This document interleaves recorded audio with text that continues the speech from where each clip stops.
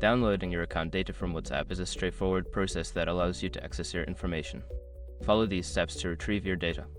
Step 1. Open WhatsApp. Launch the WhatsApp application on your smartphone. Make sure you are logged into the account from which you want to download the data. Step 2. Go to Settings. Tap on the three dots in the top right corner for Android or the bottom right corner for iPhone to access the menu. Select Settings from the drop-down options. Step 3. Navigate to Account. In the Settings menu, find and tap on the Account option. This section contains various settings related to your account information and privacy. Step 4. Request account info. Within the account settings, look for the Request Account Info option.